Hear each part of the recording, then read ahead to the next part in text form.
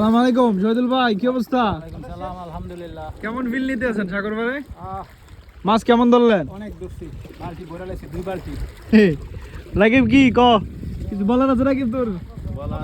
মাছ অনেক বেশি পাইছি, ফিলিং গুড, কিন্তু তুমি ধরতে পারো না। এটা আব্দুর রহমান ভাই আছে, ক্যারেক্টার হিসাবে পাইন মারে আর আব্দুর রহমানদের রাখছিলাম। সাগর পারে দেখছেন অবস্থা, দেখছেন আমাদের মাছ কই? রাকিব লাগছে লাগবে, মাছ লাগবে, লাগছে লাগবে। আমরা কি অপেক্ষা করতে পারি অপেক্ষা করতে পারো দেখার জন্য? অবশ্যই। এখন রাকিবের মাছ লাগছে, রাকিবের সুতো পড়তেছে, দেখা যাক ফলাফল রেজাল্ট কি হয়।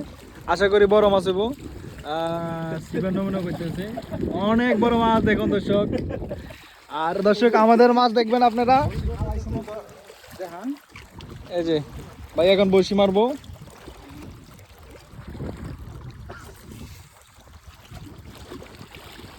ওইখানে পড়ছে, হ্যাঁ আচ্ছা ঠিক আছে, আমরা এখন মাছ দেখবো। দেখি মাছগুলা বালতির কেমন হয়েছে। আব্দুর রহমান ভাই হলো কেয়ারটেকার, আমরা তো একটা মাছ ধরতে পারো না। আমি এলাম দর্শক। দেখেন অনেক মাছ ধরা হয়েছে